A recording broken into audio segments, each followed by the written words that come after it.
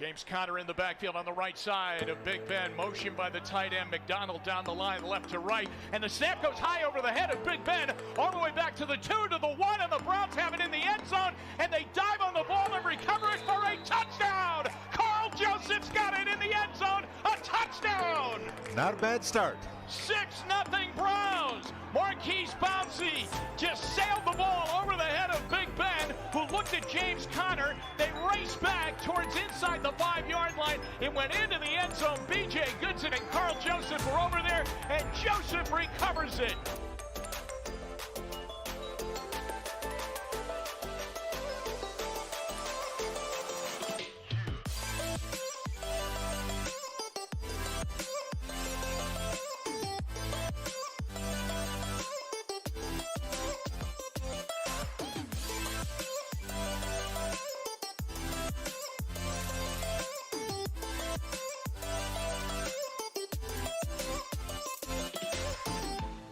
Calling signals, takes the snap, gives it, Chubb runs, dips his shoulders, he's to the 40, 35, he's to the 30, cut back 25, he's to the 15, 10, 5, touchdown! Nick Chubb, he's over 1,000, and the Browns lead 6-0.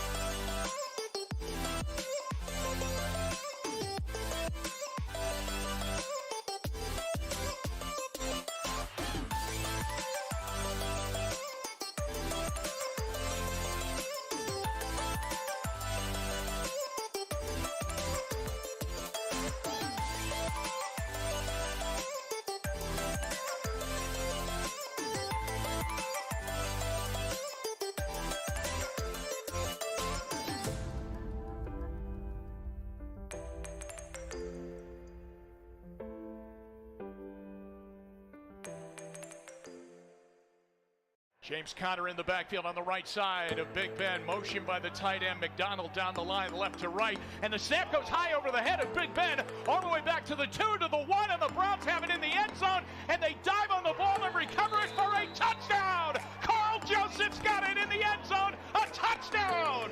Not a bad start.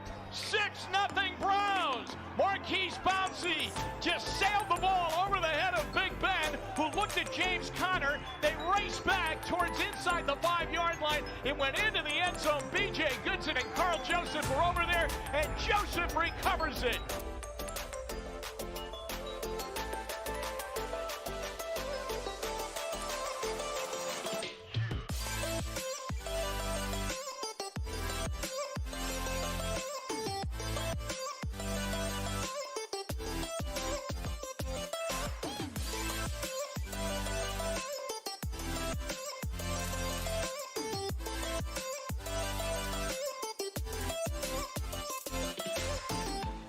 Calling signals, takes the snap, gives it, Chubb runs, dips his shoulders, he's to the 40, 35, he's to the 30, cut back 25, he's to the 15, 10, 5, touchdown! Nick Chubb, he's over 1,000, and the Browns lead 6-0.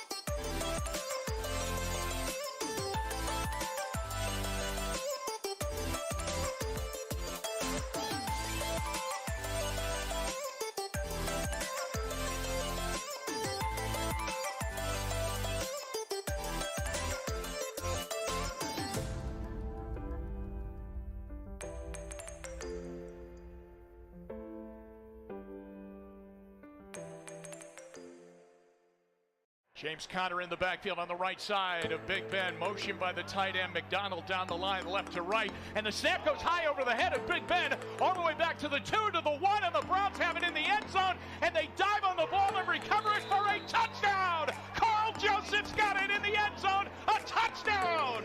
Not a bad start. 6-0 Browns. MPiece Bouncy just sailed the ball over the head of Big Ben, who looked at James Conner. They raced back towards inside the 5-yard line. It went into the end zone. BJ, good.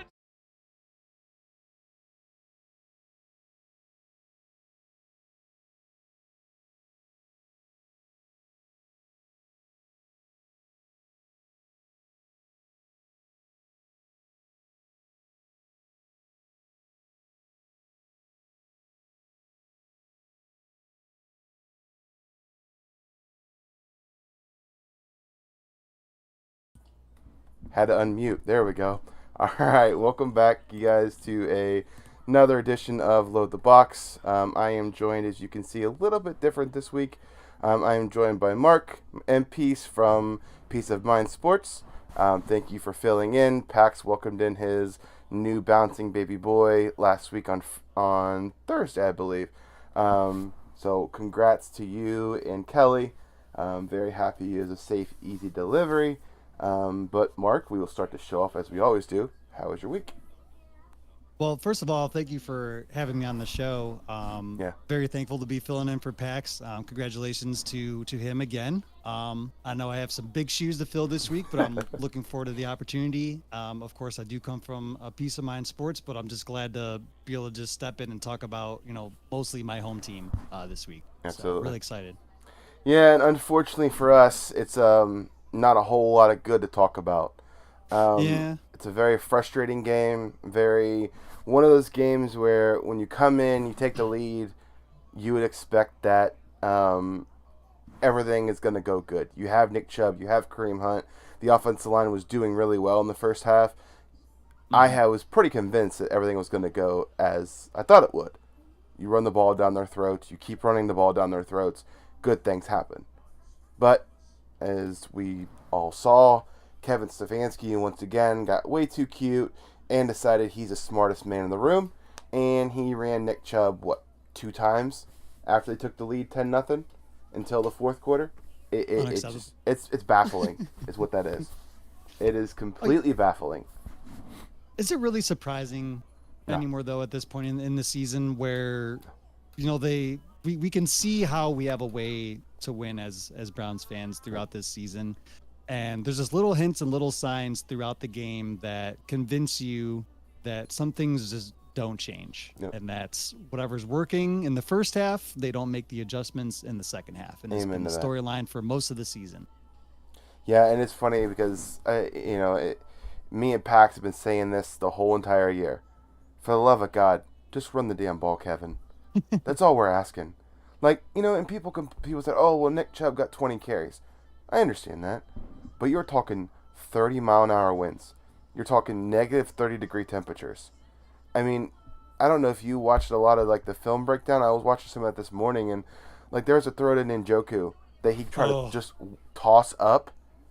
It was just a little floater, and the ball completely carried away from him. When the wind's blowing at 30 miles an hour, you have to throw the ball 30 miles an hour to cut through the wind. Yeah. If you're not doing that, you're not going to make it through the wind. The wind's going to take wherever it wants. So why are we throwing that many times? Why? Well, it kind of brings us to something that I wanted to bring up to you, which was this pretty explosive Tony Grossi report. And in the report, it states that Paul DePodesta is the one driving the offensive play calling. Basically, they're doing these analytics, and basically in the analytic talks, they're saying anything less than a 7-yard run, 7 yards, is not effective. They don't need to do it. Anything, they want to throw the ball down the field. 13 yards or more is what they're looking at. And the only reason Kevin is truly safe is because he is basically bending the knee to this DePodesta way. Let's be honest about something. DePodesta is a baseball guy. Yes. Yes, he did create one of the great teams in the Oakland A's. Was that back in the 90s? Problem being is that was baseball. Baseball is very analytical. Everyone knows that. Always has been, probably always will be. But the Tony Grossi has said it best that they're a bunch of nerds. Yep. No offense, we're all nerds in our own way, right? Oh, yeah. We all love sports. We all, get nerdy about it. Sure. But these guys that are, they're sitting in the office, mind you. Yes, they're working hard, of course. Yes, they're trying to find ways to win. But when it comes to analytics, in my opinion, analytics have no emotion. Yep. Analytics don't have momentum. Yep. These are things that happen in the game. And you could almost relate it to when Ray Farmer was GM. Sorry to bring that up that's painful, for our but past. It's almost like Stefanski has a beeper in his pocket that's constantly ringing to change the play or to do something a certain way and not have Stefanski have full control over the offense when he should be. Yeah, and problem. I completely agree. And somebody said it best. I was watching a video. I can't remember who it was for the life of me. I'd give them credit if I could remember. But they said, it's not Stefanski's play calling that's the problem. Kevin Stefanski can call the play anytime. The problem is his situational play calling. And I think situational football. Exactly. I think a lot of that is rooted in the analytics. Now, after this report, because, that's always been a big thing for a lot of Browns fans, is this play calling. Why are we not running the ball with Nick Chubb? Why are we not running the ball with Kareem Hunt? We have the best two back tandem in the whole NFL. Why are they not getting 30 carries a game? Obviously, a lot of that is before we had Watson, and that's when we had Jacoby Brissett. You would think if you have a backup quarterback as your starting quarterback for 11 weeks, you should see no less than 30 carries on that sheet. And how many times do we have to complain because Nick Chubb only got 15 or 17 carries? Then the whole meme about, if Nick Chubb gets 30 carries, he gets, we win. Or 20 carries, sorry. If Nick Chubb gets 20 carries, the Browns win. And it was pretty much true. Speaking of, staying on that Nick Chubb kind of tidbit for a second, I was going to bring up how, when he gets over 20 carries, the Browns have been like 7-0, 8-0, 9-0. Wouldn't the analytics tell you to run the ball more? Because I think officially this is the first game where Chubb had over 20 touches and the Browns lost a game. So now, the way I see it is they're going to completely ditch the run because they're going to say, it doesn't work because it didn't work one time.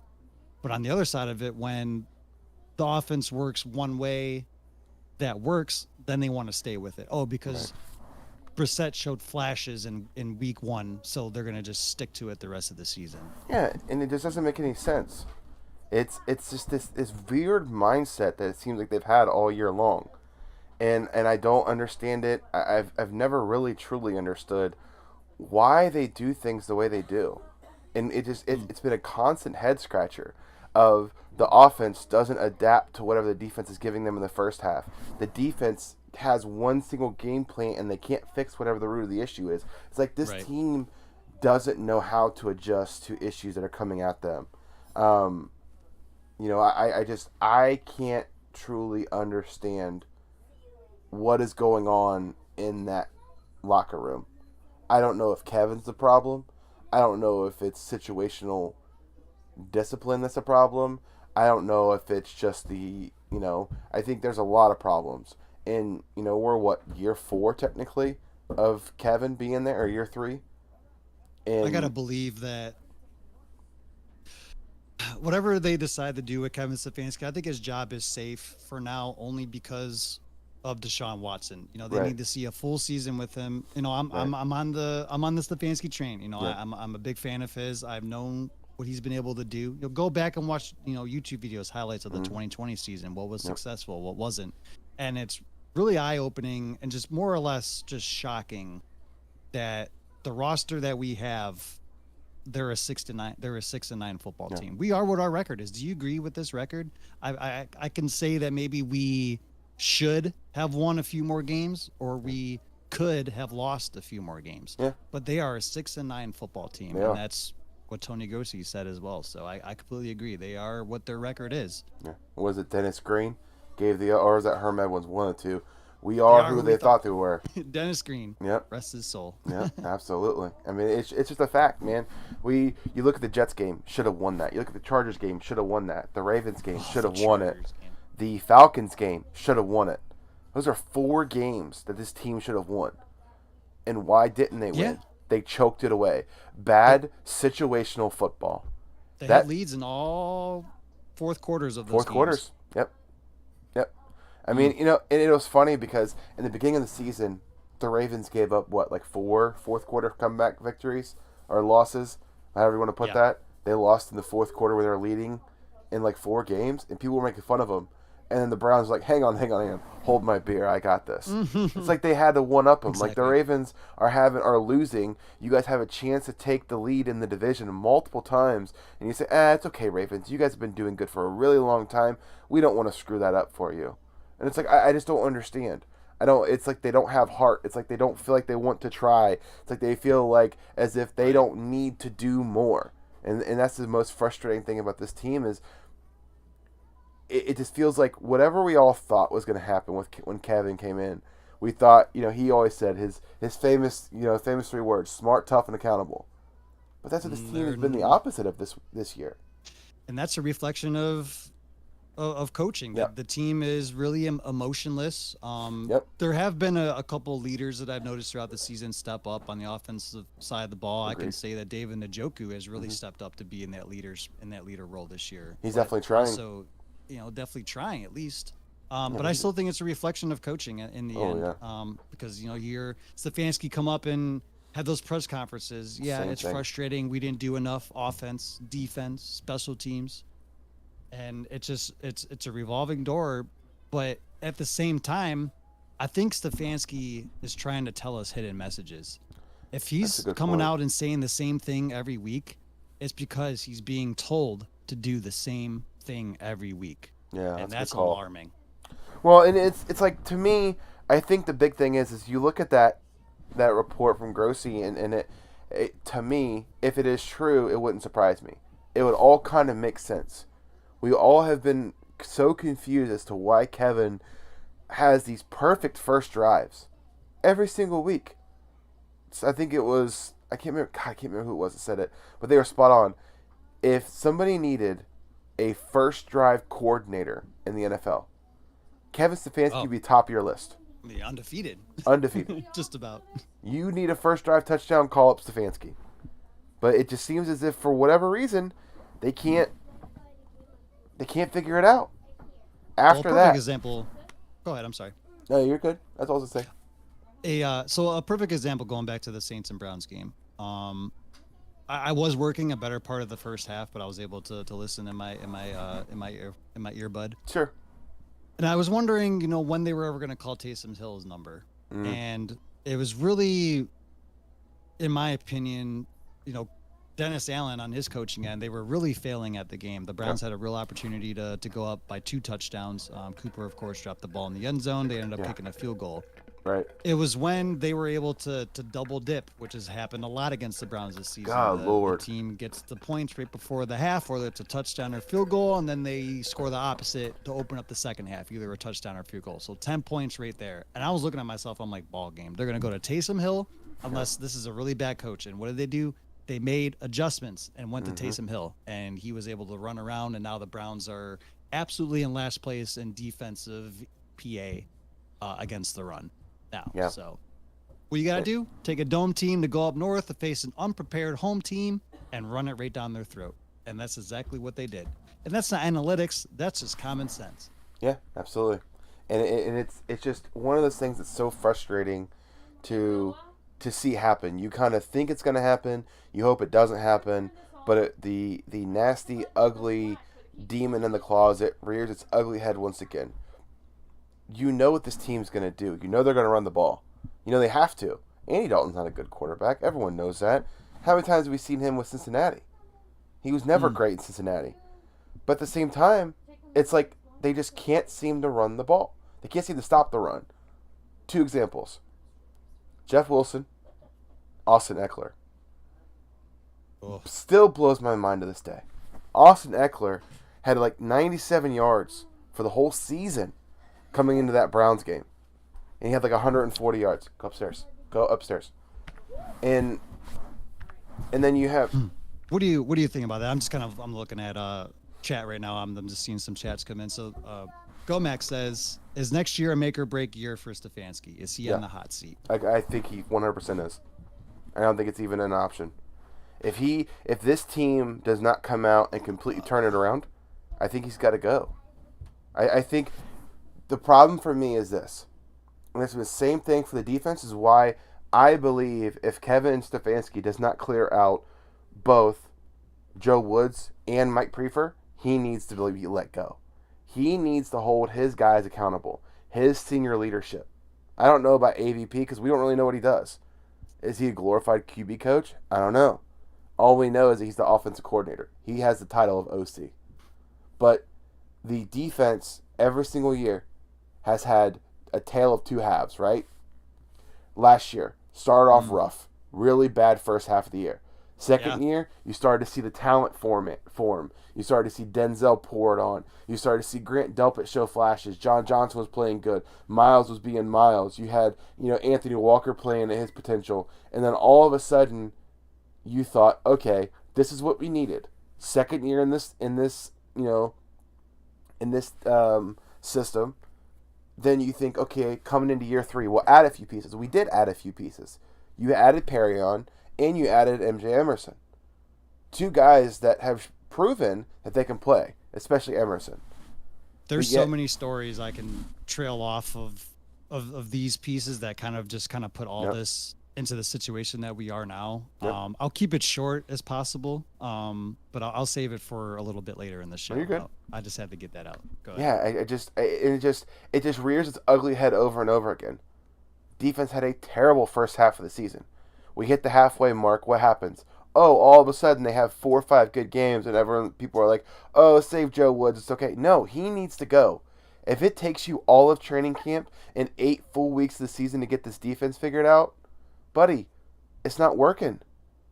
I think as well as the defense has been playing, despite weather conditions, I gotta believe that I have a feeling that it's gonna save his job, which I also think that Stefanski does not have control over. Because if it was up to Stefanski, he is not a person to let coaches go. Just like Angie Berry, he does not cut draft picks. They are just stubborn in that aspect to where that's not going to happen. And I'm just really tired of, there's just little hidden agendas within the organization towards each other. They're like spider webs. Right. Like Stefanski's real close with his coordinators, but maybe the owner doesn't like them. They're supposedly all on the same page. I feel like they're really starting to pull in opposite directions. And dysfunctionally, that's what the Browns have been since they came back in 99. I hate to compare that. I think this is still the best spot that the Browns have been in since they've come back. But I just feel like now, seeing the big picture, we're kind of pretty far away again. And it's unfortunately where we are. Yeah. And I think you're 100% correct. And I think that, honest to God, I think this Grossi report really blew everything, brought everything to the surface. We all thought, it's always been a question of what exactly does DePodesta do? No one really knew, right? It's always been this mystery of, okay, he's the analytics guy, but no one really could answer what exactly he does. He's always been he's the brains behind the operation. That's great, but what does he do? You're not paying this guy millions of dollars to come in and just sit. He's a baseball guy. Mike Holmgren, remember when he was he did that? He just collected checks back there, and the Browns, the ESPN Cleveland radio ran him out of town. Yep. And I think Grossi has reached his tipping point to make that come to fruition. It's something that he's talked about every week because I do listen to him a lot. I am obviously a fan of Grossi.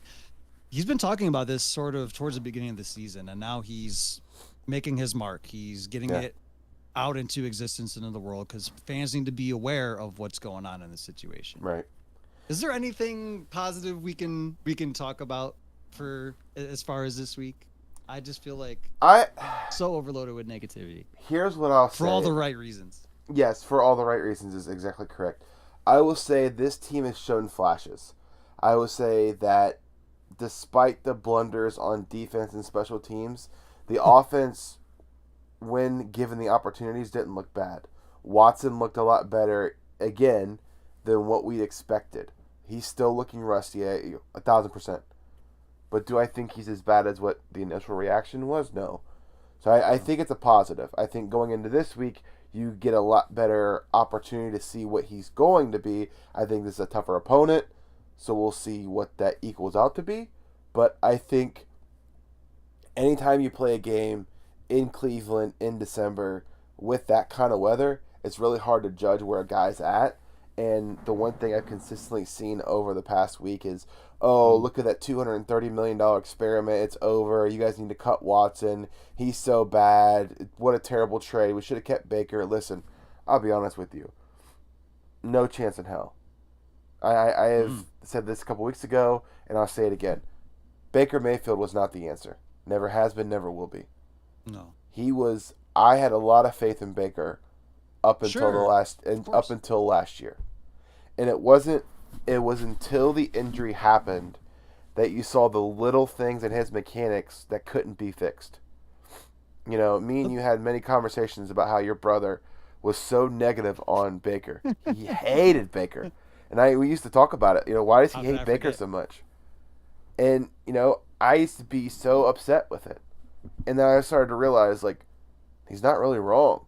And I have another friend of mine who is the biggest Baker hater ever. We'll talk about how he wishes he tore his ACL, and he's a Browns fan. I just wish this bum would leave town. I mean, he hates Baker. But now I kind of see it. You know? Let me ask you this real quick. What game was it last year for you that that made you start to change your mind about Baker?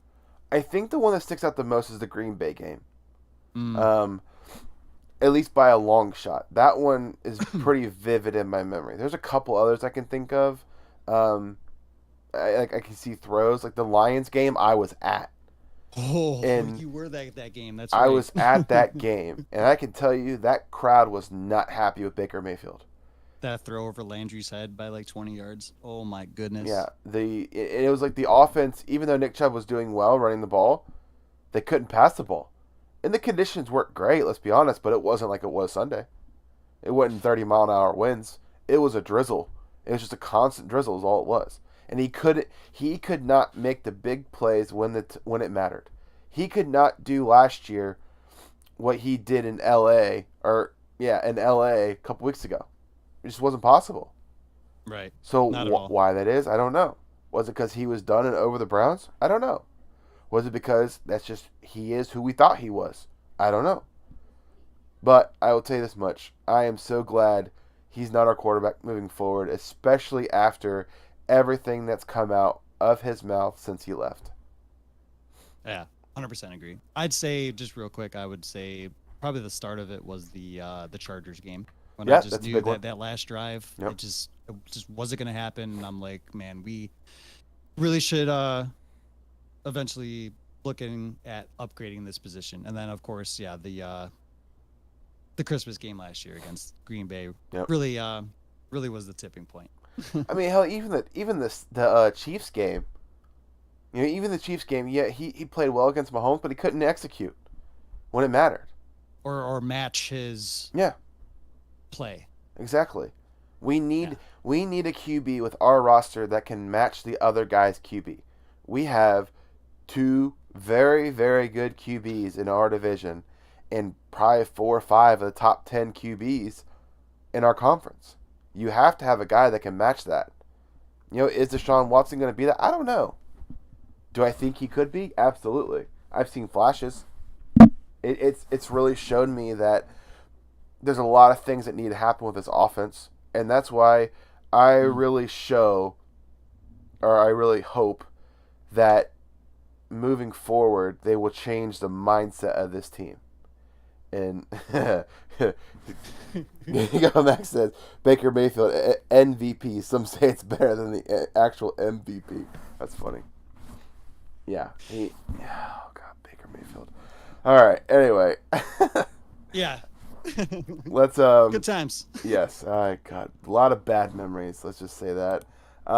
Let's go ahead and move on. Let's go into look at this injury report. So we will start as we normally do with the Commanders, the opposite team. All right. So looking at big names, we have John Bostic did not practice with a pec issue. Antonio Gibson, foot, knee, did not practice. Chase Young, illness, did not practice. I'm sure he'll be back. He can't stay on the field, man. No, he can't. He can't. It's pretty wild. But with an illness, I'm sure he'll be back. And then for the Browns, we had 3 guys that rested: Miles, Amari, and Joel. No worries there. Jed did not practice with a back injury. Then we had Jadeveon Clowney came back to practice limited. John Johnson back at practice with a thigh was limited. And then a bunch of guys who were full. Jordan Elliott, Kareem Hunt, Watt Teller, Denzel Ward. So that's what it looks like as far as our injury report goes. Not a whole lot really to worry about there. I mean, if Jed does not go, like we talked about earlier, Michael Dunn was practicing there. I don't know if I really like that. I think I may prefer James Hudson to be there. But at the same time, I mean, I think they'll be okay with figuring it out. You know, it's if it's a big if, Chase Young does not play, we have a much better chance if Jed is not there. At the same time, Jed has had a pretty rough year. Yeah. I would say. He's been pretty good in the run game, but for some reason, he gets beat to the outside so much in the pass game. It's like he just has like these lookout blocks. You know, it's what we all... You know, when you're playing football, it's what you don't want to have happen, but he looks like a turnstile. Just smack the arm down and around he goes. Look out. Watch out, Deshaun. Here he comes. This is the time of the year where I put my get off my lawn shoes on and I start looking at the injury report with a magnifying glass. Sure, yeah. Who's taking days off? Who's popping up on the injury report? Who's checking out for the upcoming Bahamas trip after the season's over? And it's fair for me to say that I think that you'll see some of these things start to pop up maybe later in the week or next week. I know they're all going to try hard, hopefully, but we had a real opportunity to play a really meaningful game this week, and I was really looking forward to this game. Yep. Still am, because we're Browns fans. We're going to sit there and watch it anyway. Yeah, we will. And that's just, when it comes to the injury report, those are the kind of things that I look for, honestly. Yeah, absolutely. And, you know, and I think the big thing is that, you know, at least one of the things that I love, and I think we all, as Browns fans, we all love Nick Chubb, right? Everyone loves Nick Chubb. But the weird thing was, or I should say the good thing was, is they asked him about his injuries today. And what they said was, you know, there's a rumor that he would be leaving or not playing on Sunday because of some foot injury. It's been lingering. And he said, absolutely not. It's not even been in the question. I'm playing on Sunday. Like, if you could give me even just 22 Nick Chubbs. Just 22. I'll take starting 22 Nick Chubbs. That's all I need. Because we have Deshaun Watson. True. That's a very good point. But, you know, it's just we need guys that want to play football. And that's where we, you know, run into problems. You know, but looking at the game itself, which I think we can kind of transition into that, this could be a very interesting game. Commanders going back to Carson Wentz.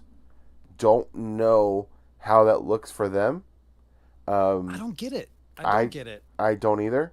Maybe Taylor Heineke has some, you know, naked pictures of Dan Snyder that he doesn't want released. I don't really know. You know, or Carson Wentz does. And you're talking about a very mediocre quarterback. I'm a Heineke homer, though. Like I was rooting for them. Like, he got them to the playoffs. He played well for them this season. He gave them a spark, and I just think Riverboat Ron wants for some reason another spark. Because there was a point in the season where Carson Wentz only had 6 touchdown passes, and not to trail off, but Russell Wilson had the same amount of passes through 15 weeks versus Carson Wentz 4 weeks. So he's definitely, I would guess, still have it, but the Browns have actually been pretty successful against Carson Wentz. Yeah, they have. And Carson Wentz is just a very weird quarterback overall. I can never really figure him out. One week he looks like he's, you know, MVP candidate from the Super Bowl run, Carson Wentz, and the next week he looks like he was in Indy, where he's just absolute garbage. And you just don't know what you're going to get with him. So that's the part that I worry about the most with this game, is seeing which Carson Wentz shows up. Their defense has always been pretty middle of the road. Like, they don't give up a whole lot of big plays. They kind of just go in and handle their business. You know, a lot of that starts up front. depending on if Chase Young plays, you still have Deron Payne up front, who's always a big problem. Now, if we were, building a wish list, he'd be top of my wish list for next year, but I don't think it's going to happen as far as money goes. But either way, he's a problem. And I thought earlier in the season he was trade bait. He was trade earlier in the bait. season, his name was popping up. Our name was attached to it, so keep a lookout for that. Though I would still really not completely rule that out. Yeah, I think the only problem is that our cap situation next year is going to be a little tricky. Yeah, but that's a next year problem to look into. But as far as their offense goes, you still have a lot of pieces on that offense that could create problems. You still have Terry McLaurin. He is still Scary Terry. Let's be honest. Pro Bowl Scary Terry. Exactly. You still have Samuel. God, what is his first name? I can't think of his first name. Curtis Samuel? Thank you, Curtis. Yeah. Holy moly. Couldn't think of his first name. You still have Curtis Samuel as a very good wide receiver. You have the two-headed monster in Antonio Gibson and Brian Robinson. Brian Robinson's been playing pretty good football. That's a pretty cool story, to be honest. I was very cool to see him be able to come back from having that crazy shit happen early on to where he is now. So it's pretty cool to see that. And obviously if Carson Wentz, which is a wild card. If Carson plays well, this could be a blowout. Doesn't turn the ball over. Yeah. He doesn't return the ball over. But if he doesn't play well, he plays like Carson Wentz from last year, it could be a really close game. It could be a big victory for us. Which, speaking of victories, one of the things that Gomax said earlier was that he's rooting for us because he's a Packers fan, and if we win, it gives them a better chance to get to the playoffs. So definitely a big game for them, and I know there'll be a lot of Packers fans rooting for us. But it's a very weird game to me. I mean, we match up well with them, and then you look at our offense, and I just don't know. I don't know what our offense is going to be. Are we going to continue to do this whole thing where we pass the ball 30 times? Or are we going to start running the ball more? I don't. Who knows? Well, has anything changed throughout the season to tell you otherwise? That we're just going to go out there and and pass the ball around? It's supposed to potentially rain. I think only in the morning. It's supposed to be like in the 50s, so it's supposed to be like a nicer day. But it's one of the worst stadiums, if not the worst stadium in the league. So. Awful. It's the old. Last year I called it the poo stadium because all the sewage pipes leaked at one of the games. And they literally had actual shit leaking on people in the middle of one of the games. Oh, it was terrible. One of the pipes, like right above people's heads, as it like going above the rafters in the stadium, had actual poop water dripping down onto these people. I was like, that is just awful. Like, if you could get a worse stadium, I just don't know if there is one. But I mean, we'll see what happens. They have to figure out a way to win this game. A couple tidbits on this game. Yeah. So the Browns all time are 34-12-1 versus Washington, that being the Redskins and the Commanders. We technically have not played them since they have become the Commanders yet. So in past tense, the Redskins. Sure. I heard on the radio today, Bernie Kosar was 2-2 versus Washington in his career with Cleveland and Dallas. And really, it's just going to come down to the Browns scoring points. The Commanders are at least 0-4 when opposing teams score 24 points or more. Okay. So gotta find a way to score points. Yeah. We will see how that goes. Let's just put it that way. We've got to score points, which has kind of been the theme of the game, but unfortunately we just haven't been able to do it. So I guess what we can do is what we normally would do is go into our keys to the game. And what I'll do is I'll pass it back to you. I'll do one offense. You can do your offense and then defense, and then pass it back to me for my defense. That would be. I think it's the key to the game every game. But I'm gonna go a little differently, and I just want to see Watson play well. Give me some throws where I can see what Watson's going to be moving forward. Show me some big plays. Let me see some of that big play ability from Watson. When we've seen it, but it's like they just don't seem to connect on those big plays. Something is roadblocking them from hitting those home runs. And I feel like he's got a little zip on the ball. He does. Maybe that has to do with it. A little different kind of zip than Brissett does, and that might have a little bit to do with it. I agree. So I don't know what it is. I just want to see them hit at least a couple home run plays. Give me a couple 20-plus yard plays is my big thing. I don't care if it's runs. I don't care if it's passes. I just want to see a couple 20-yard plays. For me, it's control the line of scrimmage. I'm going to kind of look ahead and say this is going to be my defensive one as well. You got to be able to get to Carson Wentz. But as far as the Browns offense, control the line of scrimmage. The Commanders do not blitz a lot. They just run a big front three, but now four with Chase Young. So with Chase Young, Sweat, Allen, and Payne, they're really just going to depend on that front four to get through and create pressure on Watson. Right. And let the rest of their defense do the work as far as Fuller and the rest of those defensive guys go in the secondary. So my keys, control the line of scrimmage, something the Browns have not been able to do, which has been a big reflection of the run game and why Chubb and whoever else is back there have not been able to run the ball efficiently because they're getting beat on the line of scrimmage. Right. And what about for defense for you?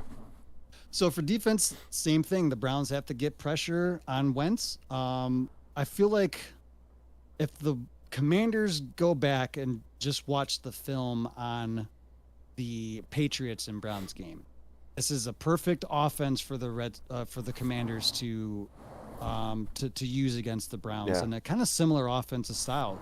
They can use Curtis Samuel in motion like the Patriots did with their slot receiver, right? And really just let the inexperienced Browns linebackers get kind of shuffled around. You know that Reggie Regland, he led the Browns in tackles last week, which is very alarming. It was great that we were able to get him off the street. I know he played really well throughout his college career at Alabama. Right. But the Browns don't have the depth or size really back there, so they're going to spread the ball around, and we have to be able to get after Wentz, which I think Garrett will. He had one of his best career games against Washington.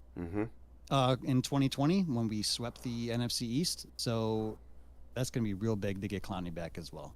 Yep, that'd be a huge, pretty big deal to get him back. I agree. And I think the other piece for Clowney before I get to my key would be to see him do something. I just feel like sometimes he just completely disappears from games. Sometimes he's disruptive, but other times like he just doesn't exist. You just won't see him for multiple plays. Even quarters, I would say, where you just oh, I forgot he was even there. He's not getting double teamed. No, it's not. It's not like he's. So and obviously the D tackles aren't doing a whole lot, so it's on Miles to create all that pressure by himself when he's getting double teams, and it's just almost impossible for him. But I would say my key to the game is going to be I want to see some of that turnover magic we've seen over the past couple of weeks. Get me at least one. This secondary is supposed to be, we thought at the beginning of the year, one of the best in the league. Show me that. Get me a pick or give me a fumble recovery. Get me some kind of production like you showed, what was it, the Baltimore game?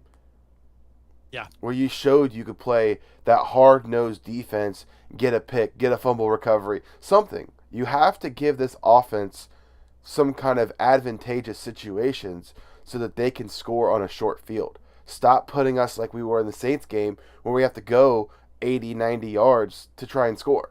Like, it just doesn't work that way. That's not good for the offense. It's not advantageous. And they have a good punter. So we got to figure that part out. I'd call on Greg Newsome. I think he's way due. Overdue. Absolutely. Way overdue. I'm gonna go ahead. No, go ahead. I was just gonna tie that into what I was gonna say for later. So how I feel about the Emerson pick. You've absolutely been our best pick throughout the draft from this season. Yeah. I think he's played really well, and I think he's continuing to play well throughout the season. And I'm really glad that he's on our team. I feel like though on the side that he ruined Newsome. Forced Newsome to go into the nickel, which he didn't play in college or high school. So it's really been kind of a learning curve this year. That's why I'm not as down on him as a lot of people are, saying that Newsome's overrated. He's in a sophomore slump, which is somewhat true. But I think a lot of that has to do with Emerson being in that other outside cornerback role. So these guys just got to work together, man. Like they've had their games. We know what they're capable of. They just got to go out there and do it. And I think heading into offseason, that potentially starts with adding some more people in the front, because now I know the Browns are really missing the both Maliks. Yeah, if you could add one of them, I think it would make a world of difference. Because I mean, let's be honest, Taven Bryan, we all thought that he might be okay, but he's just not really done anything. Perrion's a rookie. Tommy Togiai is a failed experiment. Jordan Elliott is decent at times. Hit or miss. Exactly. Yeah. At times is the key. He's not consistent. We need consistency. We need someone that can constantly, stop the run, or a big body that can help. We need someone that can be, that somewhat of pressure up the middle. You've got to create opportunities for Miles and Jadeveon Clowney. And they don't do that. Mm-hmm. So we've got to get help. And, Max, kind of go back to the offense. He talked about Watson and about, this year being a loss. And I do agree. This year a lot of people thought it was a wash. I think it was a loss when you got suspended 11 games versus 6. Exactly. We can go all day about that. And I think the hardest part as a Browns fan is not that we thought that this year should have been a wash, because I think a lot of us did, but the fact that it shouldn't have been a wash. When you were in 4 games where you lost by less than a touchdown, was it less than 10 points of the first 4 losses? If you take out the New England game, you're in those games. You'll have those kind of games. You'll get blown out. It's right. the National Football League. For sure. Have a game like that. Yeah. But you had 4 games that you should have won. But because of some mistake, whether it be the defense collapsing, missed extra points in the kicking game, you had a blocked field goal that shouldn't have been. You had the terrible flag, offensive pass interference, followed by the blocked field goal in the Ravens game. There's so many things about this season that if they changed, we're playing meaningful football this week. Give me 1 or 2 of those, and we're in the hunt still. But because you couldn't beat the Chargers, because you couldn't beat the Jets, those are the 2 big ones. 2 teams that are controlling their own destiny right now in the playoff hunt. Because we lost to them, we have 0 chance. And when you look at the year, yes, it should have been a wash. It should have been, who cares? He's gone for 11 games. But when you're that close in that many games, it just makes you shake your head and just get so frustrated, because it's another Browns year of, God, what could have been. What could have been, what should have been. It's so frustrating to see it happen year after year, week after week, and not have any excuse for it. Well, I should say it this way, to have all the excuses for it. Every year it feels like we always say the same thing. The refs sucked. This year I can think of multiple plays. The big one that stands out is that offensive pass interference against Amari Cooper in the Ravens game. Should never have been called. Yeah. Offensive pass interference, that was absolutely terrible. So how I think of those kind of plays, how I would used to be is I would say, oh, the refs, always screw us. At the end of the day, the Browns, during that game, there was moments where they put themselves in that position. They should have never been in the situation where they had to go downfield and potentially score. They should have already had sealed the game. So you avoid that situation. Yep. Just like the Bengals game. You had opportunities to score early in the first quarter. Burrow wasn't doing anything in that game, and we couldn't do anything either. And then eventually the floodgates we got opened. a bad block running into the kicker, which was an obvious penalty. But then the penalties started building up. They got 56 yards in penalties on that drive after that, which were a little suspect because we didn't get to see them on the broadcast. They didn't show them. But it was the situation they put them in to get to where they were. Yep. And that's been the story.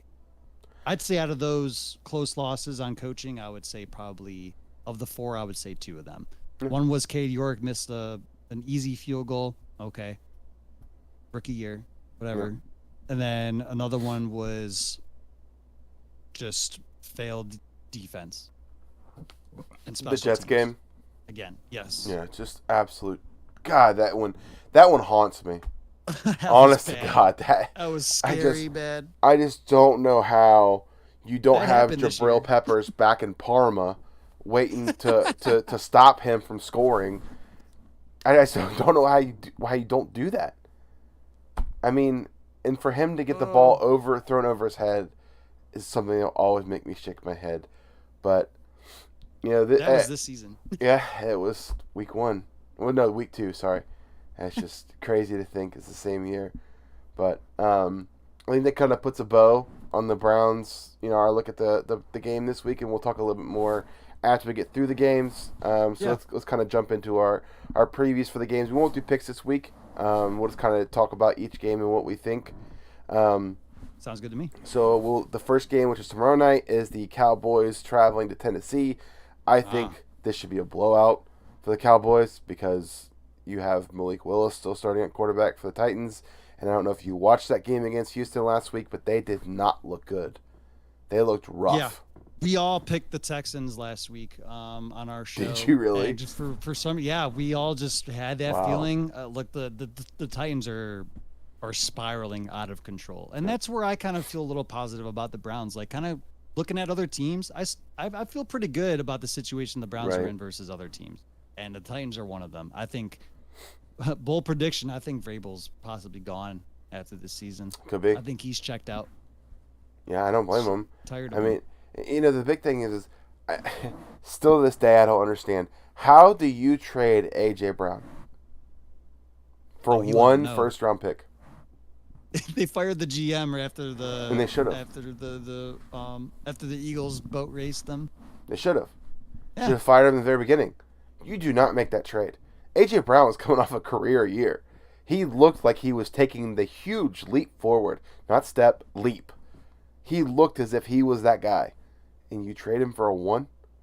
And you get Treylon Burks, who came in having conditioning issues with a pulled hammy? Like, what? They thought they could model the Vikings and Bills trade with Diggs, and they get Jefferson out of it. And sorry, Treylon Burks is no Justin Jefferson. I don't think. As many times as people may want to do that moving forward, it's never going to happen again. Justin Jefferson's just a beast of it in his own right. He is something else. Are the Cowboys for real? Are they real? Listen, I'm not a Dak fan, so I'm not really one to ask that question. Michael Parsons is for real. I can give you that. I can give you that. Yeah, so Trayvon Diggs is real.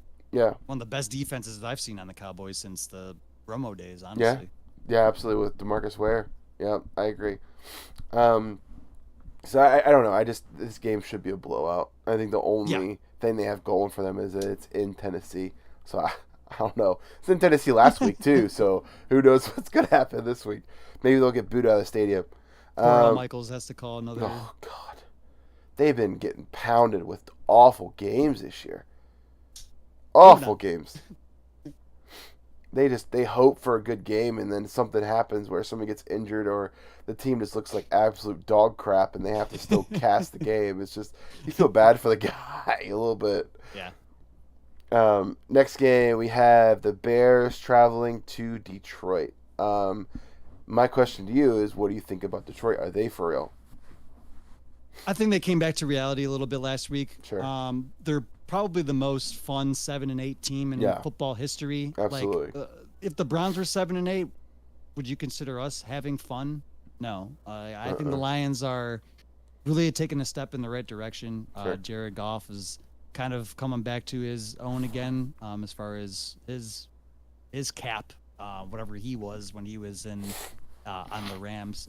They're a fun football team. They got a lot of potential playmakers, and I don't know. I think they're. I think they have a chance, but we'll see as the rest of the season unfolds. I completely agree. Go Max. He said the one of my things going back to the Cowboys game. He said Trayvon Diggs is overrated. Listen, I don't fully disagree with that.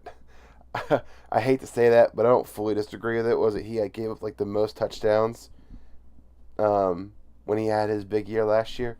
He had the most interceptions, but gave up the most big plays in the league. So we'll see how that goes. I think column A, column B. I think the Lions should win this game, but Justin Fields is. I pray they get that man some help next year. Bears gave up way too early. They traded away two of their best offensive players. One of them going to the Ratbirds, pretty much getting him for free. It's completely unacceptable. The Bears gave up too early. Matty Eberflus, I think he needs another year. I'm sure Gomax would be happy to hear that. But I think they found Justin Fields' true potential. They just need to get him some help around it because I know they're 0-7 now since acquiring Chase Claypool, so they need a little bit more on the offensive side. No surprise there. Moving on to the next game, and this is going to be a complete rout. You have Broncos country traveling into Arrowhead. That's right. That's right, Broncos country. Let's hide. That's what they should be saying. Did you see the video of the Thursday night crew getting Richard Sherman the Russell Wilson doll? No. I will send that to you after this game or after the show. It is one of the funniest videos I've ever seen in my life. I'm not going to spoil it. I'll just say you are going to die laughing when you see it. But that is a complete shit show. There's no other way to say it. That team is an absolute abomination. See what I mean? I'd rather be the Browns than the Broncos, right? Oh, now. for sure.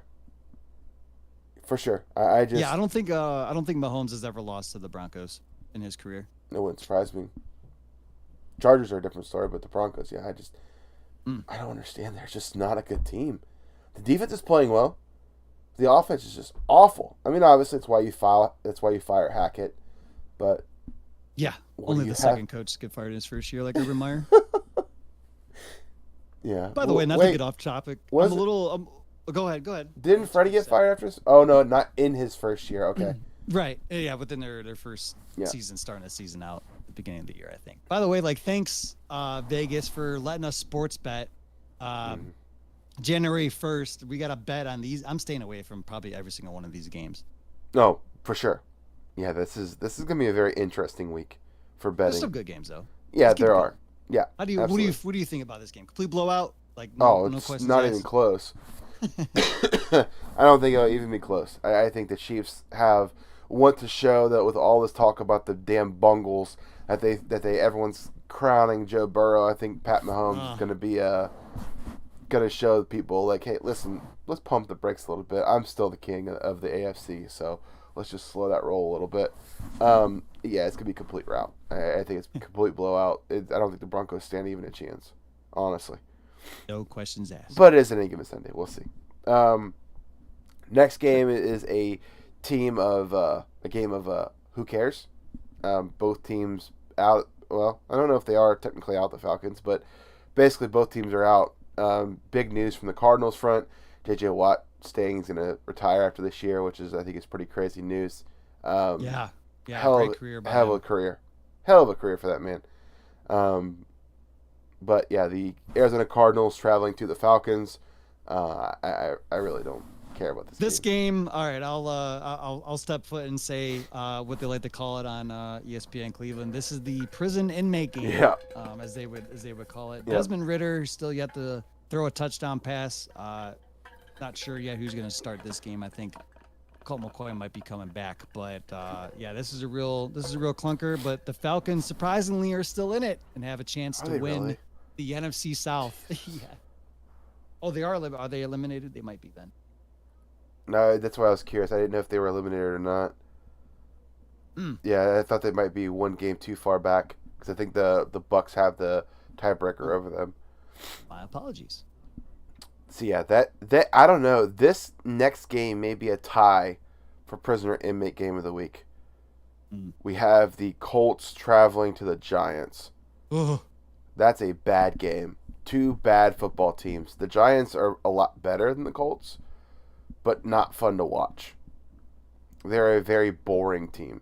A team that is by far outplayed what everyone thought they would be. No one thought they'd be 8-6. I think honestly, I think the Giants, because for a while Brian Daboll was in running for Coach of the Year. I wouldn't call them a bad football team, but I still think that they're really another team that's kind of spiraling and finding themselves coming back down to earth in deep trouble. And I would just be so ticked if one of these teams, either the Giants or Commanders, get into the playoffs because of their tie. They could. That's pretty. It's definitely something I think every sports fan has been pounding the table for, especially football. Get rid of the damn tie. Please, for the love of God, get rid of the tie. It's just such a bad rule. I don't care what you need to do. Go to college rule. I don't really care. You got to get rid of the tie. It's just so bad. It's just not good. It makes it not fun to watch. Even if you go to like a 2-minute period after the original where you start from like the 35, I don't really care. They got to figure out something because this tie crap is just for the birds. It makes football unenjoyable. It's down to 10 minutes. So what the first team does when they get the ball, I've noticed this trend all year. They put together a 6 or 7 minute drive. Right. They either get the field goal or they are unsuccessful. And then the second team has to put together like a 2.5 minute drive. And it's just like, okay, well, I understand since the Bills and Chiefs did it, that's the model. So they expect every overtime game to go that way. Well, it doesn't. So. Yeah, and I think it kind of ruins overtime football. At least in my opinion. It just doesn't have the same feel to me as overtime football used to be. You always thought, oh, it's going to be a great overtime game. And then I think what ruined for me was the Bills-Chiefs game. The infamous coin flip. Yeah, it was great within itself, but I wanted more. Right. You need more at that point. You need to give the other team a chance to score. I don't know. I think they need to figure out another way to do this overtime rules. But either way, like you said, I really, really hope that one of these teams does not get in based off of a tie. But first thing that comes to mind what really changed that was the Super Bowl between the Saints and the Colts. Sure. That's really what started this whole thing. Yeah. It's like, well, we need to give the other team an opportunity. It's like, okay, well, now you're in a position where you got teams potentially getting into the playoffs because they have a half game better record than the other team does. Which I guess wins and losses count, but I don't know. I agree. I'm right there with you. But I think, at least for me, I think this should be an easy win for the Giants. The Colts are just bad. They're just not a good football team. Shambles. Yeah. Speaking of shambles, and this was a very interesting game to watch on Christmas Day. You have as somebody put on Facebook, I saw a meme that said that Tua Tagovailoa is Hawaiian for Tim Tebow. You have the Tua-led Dolphins going to the New England Patriots. This is a battle of who wants to get in the wild card more. Tua turned the ball over. I like that too. I like that a lot, actually. I'm a Tua man. I am a Tua guy. I think he should retire, though. He should retire. So you got Teddy Bridgewater coming in. I don't know. This game could go either way. Like, yeah. Belichick has kind of struggled against the Dolphins. They're a really streaky team. They started the season 3-0, and then they went 0-3, and then they went 4-0, then they went 0-5. Like, right. Dolphins are really a wild team. Yeah, they're kind of fun to watch, though. They are a lot of fun to watch, and I think that somebody put it best. They said that people are no longer getting fooled by Tua's eyes. He's looking receivers down, but he's trying to fool people with his eyes, looking the safeties off, and they're just not looking off of them. They're not going off their assignments, and that's what happened in the Green Bay game. They just stopped getting fooled by him looking safeties off, and those picks were bad. Good Lord, they were bad. It was a back-to-back possessions. And then, like 2 possessions after that, it was just not good. And even the picks were badly thrown. I mean, credit to the Packers defense. Oh, too. for sure. They've had a lot of injuries over there too, as far as the Packers defense goes. But I think it exposed the Dolphins a little bit, and I think Bill's kind of sitting there with his eyes wide open. But then again, he's got his defensive coordinator and Matt Patricia calling the offensive plays. So. And this game could be a low scoring. Over under 41.5. I'm taking the under. Yeah. Sure. I think it all depends on if Tua is going to be Tua or if Tua is going to be Tim Tebow. I don't think he's going to play. Is he hurt? Honestly. Oh, that's right. Concussion protocol. Yeah, he's That's right. I forgot about You that. got a hurt Teddy B, and then you got Skylar Thompson. No, I yeah. believe. Yeah. So wow. I don't know. Just I did not realize Tua was in concussion. I totally forgot about that. Get it into the hands of Waddle. No, not Waddle, because I'm playing against them in the Fantasy Football Championship. Do not get in the hands of Waddle. Just feed, your running backs. Feed Tyreek Hill. Tyreek Hill. You can give to Tyreek Hill all you want. All those guys. Yeah. Yeah, I think this could be a very boring game, and you never know which Patriots offense is going to show up. So we'll see how that one goes. next is another team fighting for their lives. You got the Jags traveling down to the red-hot Texans. They have an opportunity. I believe the Texans have an opportunity to end the season at 4-1-1. That would in be their division. Crazy. Isn't that wild? That is crazy. No one would have said that before the year. Not a single person. I'm trying to see, is the Bears are the only team able to catch them as far as record goes? The Broncos, maybe? Good Lord, think about that. The Broncos aren't going to have their own pick this year. The Seahawks are just licking their chops. Keep losing. Oh, yeah. Good Lord, sorry. Don't mean to get us too far off track there. That's fine. As far as the Jaguars go, I don't want to say I'm becoming a Trevor Lawrence fan. I couldn't stand him in college, but he's kind of got a little warm place in my heart recently. You know, sure. He's been playing really well. He's got over 3,700 yards passing. Obviously had a tremendous upgrade of getting Doug Peterson as his coach. Oh yeah, who I think he's been fantastic. But agreed. Yeah, the Jaguars they're playing pretty tough. I don't know if they really have a chance to do anything in the playoffs if they were to make it, but I think they can make a good game depending on who they play. They probably end up playing the 2 seed, right? So it'd be sounds right. No, I'm sorry, they're the 4. They play the 5 seed. So right now they probably play like the Chargers, maybe. If they beat the Chargers earlier this year. Might be a decent matchup. They smoked the Chargers earlier this year. Trevor Lawrence is kind of him. Yeah, he's showing that he is the hype that he was made out to be. He's definitely having a much more improved year than what he had last year. What everyone thought he was going to be last year. So it's been an interesting year for them. It's been a lot of ups and downs. And I think that come next year, they can really improve that team and make it even better. And you have a lot of young pieces on the team that get step forward next year, and you get to really see what they're made of. Mm-hmm. So this could be an interesting one. I mean, obviously Texans coming off a win. Can they win another one? I think the Jaguars win, but we'll see what happens with that one. Moving on to the next game, it not a good game, but it's one that will be, it very big for their division. You have the Carolina Panthers traveling to the Tampa Bay Buccaneers. Absolute trap game. Yes. Panthers are playing pretty well. I give them a lot of credit. They had the clunker against the Steelers a couple weeks ago. They played really well the week before against Seattle. Yep. I think the Panthers are a pretty decent football team. They've come a long way with having Baker Mayfield and Matt Rule in that locker room, and they decided to part ways. Steve Wilkes has done a decent job, but the Panthers are 1-5 on the road. The Buccaneers are just up and down. I felt really good about beating the Buccaneers as a Browns fan, but ever the since way that then, they've been playing ever since then, the win doesn't look as good. No, it should be a pretty good division game, though. I think a little underrated. It will be. I think it'll be interesting either way. It's a matter of I don't know if you watch Skip and Shannon at all, but it'll be a matter of how much blame is Skip going to put on Tom Brady for this week. God, I still can't believe. Did you see the blow up that he had at Shannon? That whole blow up that happened between those two? No. So surprisingly not. It was when the Bucks got blown out by the Niners, and he asked Shannon what his letter grade was for Brady, and he said F. He said F minus, actually. And he said, how much blame would you give Brady? He said 100%.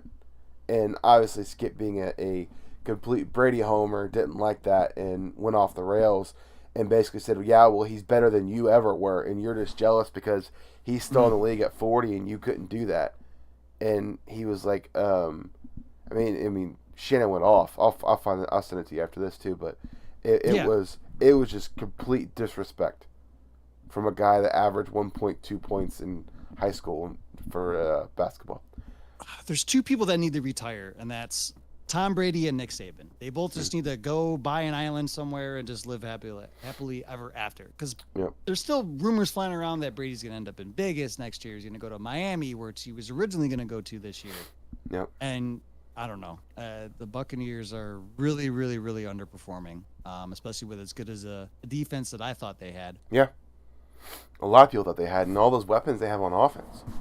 It's just very weird to see this team play the way they are. I think a lot of it has to do with Tom Brady and internally. It started with in the offseason when he went on a 2-week leave hiatus, which nobody else in the league would be able to do but him because he's Tom Brady. And I think that had a lot to do with it. I agree. So that could be that. I mean, that's a huge game for the Bucs. They win, I think they secure the division, and if they lose, then it's completely up for grabs. Come next week. So it could be a very, very, very, very important game at home for them. Next, we have another important game for both teams, I believe. And you have the Saints traveling up to Philly. Philly obviously coming off the crazy loss to Dallas last week. I think there's no chance they lose this game. The Saints are just not a great football team. I think even if Philly's offense can't perform against the Saints defense, which is pretty good, I think that their defense will just completely manhandle Andy Dalton. This is the game I'm going to definitely watch. Of course, again for fantasy football implications. Yeah. If the Eagles win secure home field, they're going to sit their players for next week potentially. This is the game where Jalen Hurts might potentially play. I still think that they can sit him this week and be okay. The Saints are still a pretty bad football team, and the Eagles are coming off of a big loss against the Cowboys. They're going to be really ticked off, and they're going to want to take their frustrations out on the Saints and completely eliminate the Saints. Agreed. Yeah, but it should be a good blowout. Game. It should be a good game, but also at the same time, I think it should be a blowout. On paper, yeah. Yes, on paper. There's the key, on paper. As far as the Saints go, definitely Taysom Hill. Yeah. Maybe this was their coming out party at the end of the season for Alvin Kamara, who's only scored his second touchdown on the season last week. Wow, I didn't realize that. Yeah, he only had one touchdown the whole season going into that Browns game. Probably getting Olave back. It's been really nice to see him thriving in that New Orleans, Ohio State Buckeyes Saints roster that they got over there. That's right. Agreed. But I think the Eagles should definitely win this game. Should, for sure. Next game should be I think it should be a blowout. The absolute red-hot 49ers traveling to the Las Vegas Raiders, who are being quarterbacked by Jared Stidham moving forward. Interesting move. I guess it's is Derek Carr even hurt, or did he just get benched? No, it's the first time in his career that he hasn't played in a game unless he was hurt. Oh, he's not even. Yeah, that's. So I believe this is what I've been hearing on the radio today, and I was talking with Gomax earlier about it. If in his contract, if Derek Carr were to get injured at any point the rest of the season, he would be owed his fully guaranteed money for this season, which is $30 million. So they could sit him, and at the end of the season, they can either cut or trade him and only have to give up $5 million. I believe until February 10th, right before the Super Bowl, to get that done. So keep an eye out for Derek Carr in the quarterback sweepstakes heading into the offseason. That's wild. I did not know that. 49ers. I'm sorry. Go ahead. No, I did not know that, but yes, I agree with you on the Niners part. I just I got really excited to talk about them for a second because this is one of the most complete football teams in the league. I think they're one of the most dangerous teams and have actually a shot at potentially reaching the Super Bowl. This is an awesome team led by, of course, Nick Bosa. And George Kittle's really coming on. Started off the season kind of slow, but Brock Purdy, man, one of the great stories of the season. I thought this team was really good with Garoppolo. But look what Brock Purdy's doing. It's just been fantastic, Mr. Relevant. Yeah, and the fact that he is Mr. Relevant and just showing people exactly what he's made of. And you added Christian McCaffrey to this offense, and it just completely exploded. Let's be honest, you should never, ever give Kyle Shanahan that kind of a toy. And you did. And look what happened. Him and Debo on the same team. It's stupid. And the fact that they have this again next year. They're both under contract next year. It's what Terrence West should have been when Kyle Shanahan was offensive coordinator for the Browns. That's who I thought Terrence West was going to end up being when we had that good tandem running back. Yeah. And Mike McDaniels as our quarterbacks coach. What could have been. good old PowerPoint to get us out of the contract. But let's go ahead. Anyways, 49ers, huge. Yeah, it shouldn't be even close. Moving on to the next game, we have the Jets and Seahawks. This is a case of two teams fighting for their lives. You have the Jets, who have to win if they have a chance to get in, and you have the Seahawks, who I assume have to win. I don't know what the way the AFC is shaping up. If they have to, I know the Packers looks like they're tied at 7-8. Washington, I believe, is 7-1, so they're up. Yep. The Lions are 7-8. You have it looks like there's quite a few teams that are right at that 7-8 mark. Seahawks, Packers, Lions. Yep. And then you have the Commanders that are 7-1, and the Giants who are 8-6-1. So a lot of a big traffic jam up at that wild card spots in the NFC. So this is a very, very important game for them. Same with the Jets. I don't know who's starting at quarterback still. Zach Wilson is abysmal. I don't think he should be a starter ever again in the league. I think he's been officially shut down. Yeah, he's not good. They're done with him. He's just not good. And it was crazy to see that Mike White came in and played with this offense the way that they did. It was all the talent you thought you saw from this team come to life. So I think that if it's Mike White who's starting, which I saw that he was still in the injury report, but I don't know if he's actually playing or not. I think if it's Mike White, then they have a very good chance to win the game. I think if it's the one backup dude that came in and was running the read option in the second half, I think they have even the corpse of Joe Flacco. Who beat us. But, I think they still have a chance. But Seattle, they're a toss-up. You don't know what you're getting with them. Are they the red-hot Geno for MVP Seahawks, or are they the don't know who the heck is playing on offense Seahawks? You don't know with this team week to week. The offense and the defense. Especially with these two teams, I don't want to compare them. I think they're two completely different football teams, but really similar stories. They both started off real hot. They were really stories of the season, and now they're both fighting for their lives at this point of the season. I give the Seahawks a little bit of an edge. I know the Jets are favored 1.5 points. I give the Seahawks a little bit of an edge because I know that they're at home. They do play tough at home, even though the Jets are 4-3 on the road. Seahawks are 3-4 at home. Right now, I would honestly give the Seahawks a little bit of the edge. I think the Jets have a little bit more pressure than the Seahawks do. Yeah, they do. The Jets were expected more with their record being so good. I think the Seahawks were just happy to be where they are. Yep. If that makes sense. Absolutely. They're just hoping for higher draft picks at this point, I think, just to build for next year. But they'll take every win they can get. I think it's going to be it's a very important game for both teams. Should be a good game, but as we both have said, you never know with these two teams. So it'll be interesting to see how this game turns out. Moving on to the next one, we have the clash of LA, the Rams and Chargers. I think this should be an easy win for the Chargers. It is a very important game for them to win to keep their higher seed for them in the postseason. With the Rams, it's Baker Mayfield. He can't beat Justin Herbert. We'll see what happens. The local media wanted this to be the Super Bowl matchup last year so bad in LA. They did.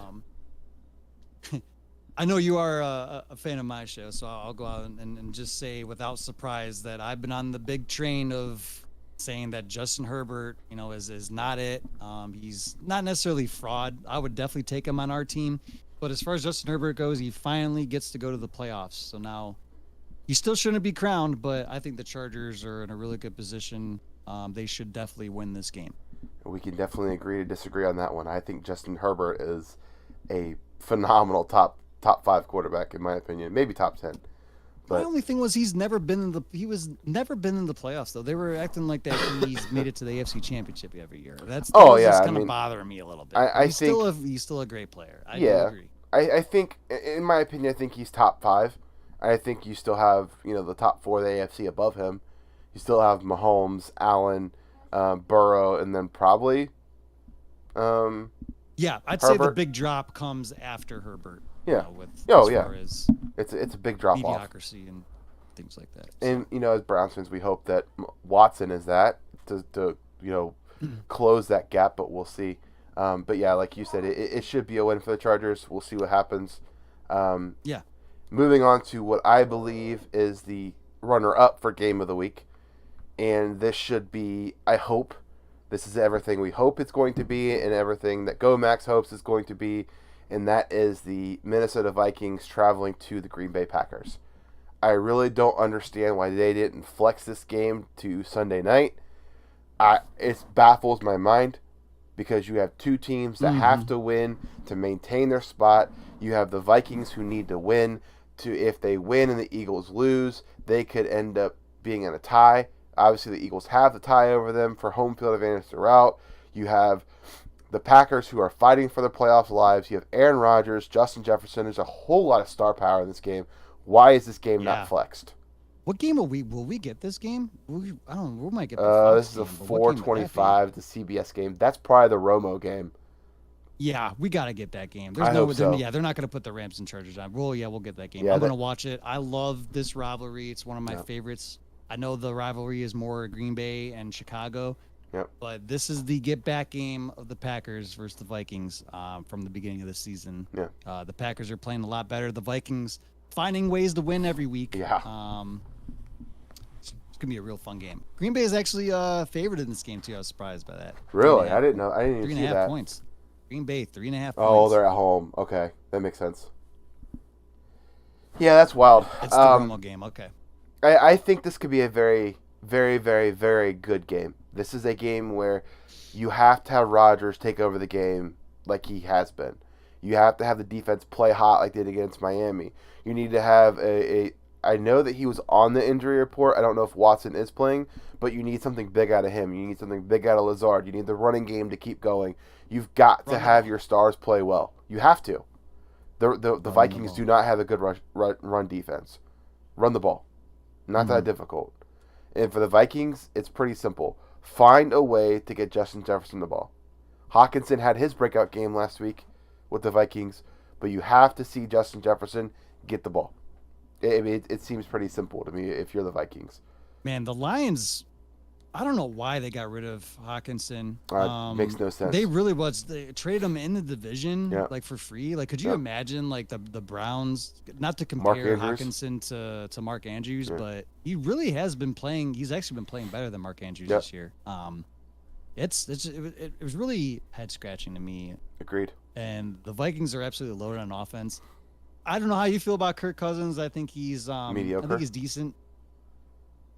But he's doing enough though. But he also because he has Justin Jefferson, you could just throw the ball up like in the Bills game, and Jefferson's gonna go up and get it, make him look good, right? Let's talk about that catch for a second. If you're the DB, you have to be having nightmares.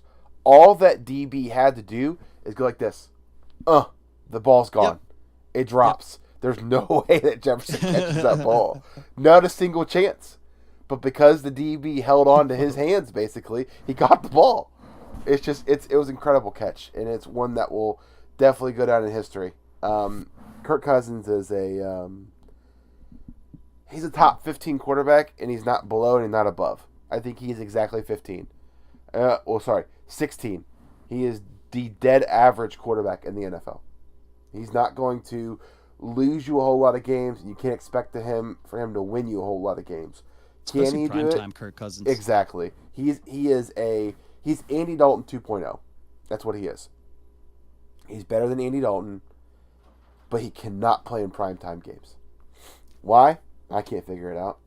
I'm definitely going to make an effort to watch this, though. Usually, especially the way this season has gone for the Browns, I have not felt like turning on any other game this year. But this will be a game that I'll try to figure out a way to watch a little bit of it, if not all of it. I agree. And then we can move on to the Sunday night game. Is the Steelers and Ravens. Yeah, it's going to be a snooze fest, like you said. The only way this game is more exciting is if Lamar plays. It's a good AFC North matchup. These teams play really hard against each other. 13-10. Over-unders at 35 is going to be like right there. Yeah. These guys had a good matchup earlier in the year. The Ravens are a similar situation where they were last year. They're going to be without Lamar towards the end of the season when they need him. I know they clinched a playoff spot, but I think Harbaugh is a little overrated, and he's found his team in situations where they've blown so many 17-point leads this year. And as far as the Steelers go, they just they're still finding a way to be in it. I think Tomlin's one of the most underrated coaches in the league. He was consistent. Just being consistent, he gets his guys to play hard, no matter every week, no matter what week it is. Not to talk good about either of these teams. No, we don't like them, but it is what it is, and the Steelers find themselves in a spot to where they have a shot to stay alive. Yeah. So it should be a good game. It'd be the last team I want to see in the playoffs because it just would be boring. They would probably get blown out. You have to rely on that defense. It's a T.J. Watt show is basically what it is. If T.J. Watt can wreck the game, you have a chance. If not, you don't. I mean, that's really what it's been for them all year. And you know, when he wasn't there, he was terrible. It was terrible. But yeah, I still can't explain why this game's flexed. Why this game is a Sunday night game. Why they did not flex that other game. Yeah, it just blew my mind. And I think this is probably the game of the week, and I will be tuning into this one. It has all the makings of an offensive slugfest. Got the Bills traveling to Cincinnati. I always have been, ever since I saw him at the Combine. Always been a big Josh Allen fan. This is a big game for them to prove where they are in that totem pole. You know, it's that three-legged monster. Is who is the team at top of the AFC? Is it the Chiefs? Yeah. Is it the Bills, or is it the Bengals? Right now, I see a lot of people putting the Bengals up there. Why? I don't know. But point being is, this is a game where the Bills have to prove we are who we say we are. We came out, we made moves, we have Josh Allen. He is our guy. Put the ball in his hands. Let's win the game. Or I'll start with the. Go ahead. I don't know. You were done. I'm sorry. Go ahead. You're good. I would say, or is Joe Burrow going to come out and prove he just can't be? He can't lose to the good quarterbacks. He can only lose to the Browns. That was absolutely wild that he was like 0-4. 0-4. Just one of those things. Sometimes teams just have that Houdini on teams. Starting with the Bills, do you think James Cook is ready to fill in that starter role? I think the Singletary experiment should start to come to an end. I think he's a decent running back, but they gotta figure out a way to get their run game going if they want to still be a complete football team. They have to. I know Singletary has 790 yards rushing. He leads the team, but I think Josh Allen is right behind him. They cannot do that forever. They got to be able to save his career, and I think the reason why they drafted James Cook was to make him the eventual starter. Right. He started the season a little slow, but I think he's starting to come on and should eventually just be that starter role and be that ETN kind of running back and just go with it. Yeah, I agree. You have to be able to run the ball. If you don't run the ball, you're looking at Josh Allen for 6 years, and then he's done.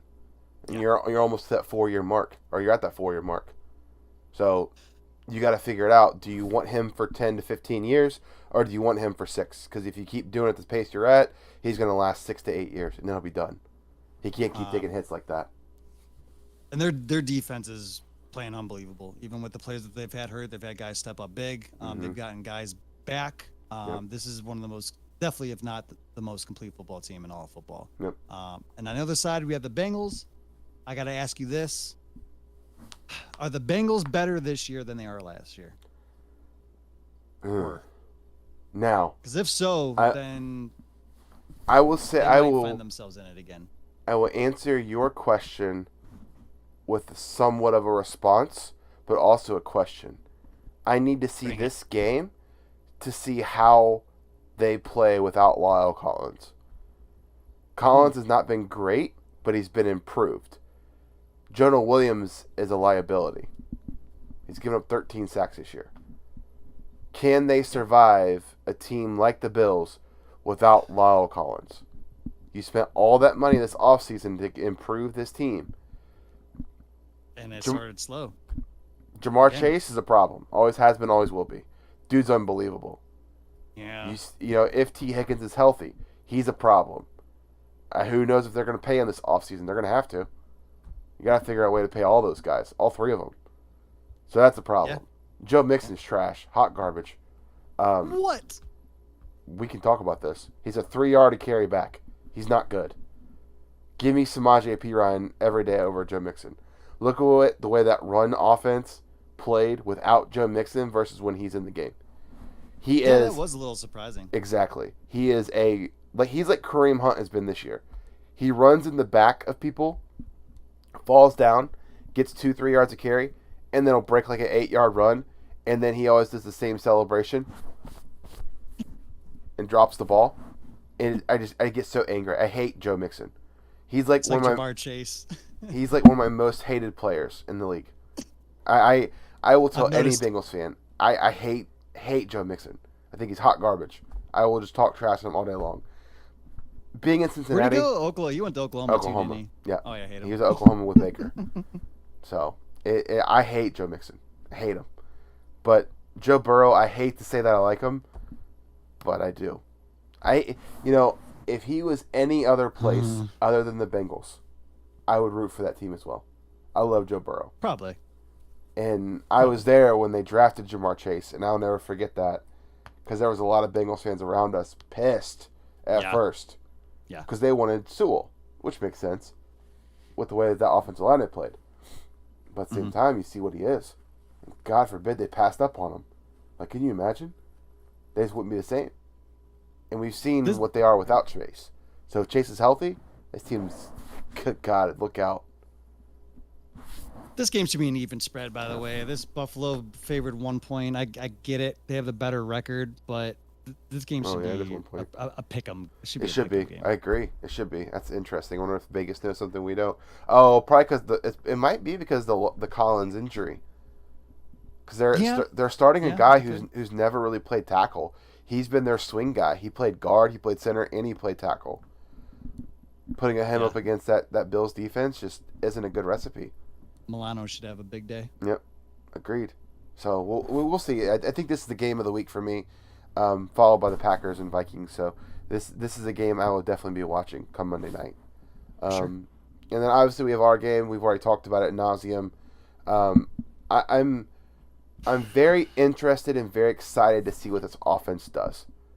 The defense worries the hell out of me, but the offense, I'm excited to see what they can do against a good defense in better weather conditions.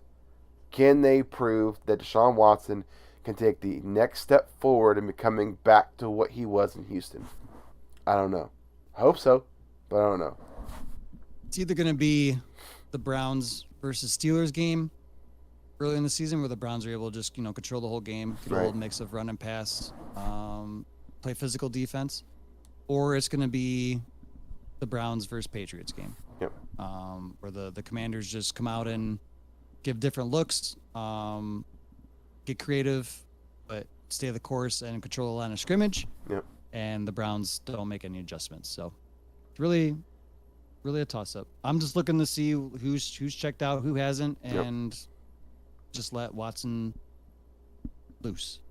Absolutely. Yeah, I'm very interested to see how this game ends. Not so much how it starts, but can they finish a game if they get the lead? That's the biggest thing for me. I'm tired of seeing them get the lead, lose the lead, and then just absolutely fall off a cliff. So you can't lose to Carson Wentz, man. No, you cannot. You cannot Please lose to don't Carson Wentz, please. But I think that'll do it for us. Another, thank you again for filling in. It was awesome. Longer than we normally do, but it was nice to talk about each individual game. A lot of good football talk today. A lot of good reminiscing about what's been, the bad and the good. So thank you again for joining. And if you hopefully next week come back to you guys with a Victory Wednesday, we'll see. But for my co-host MPiece from Peace of Mind Sports, I am Eric Mika. And it was great seeing you guys, and we'll catch you guys.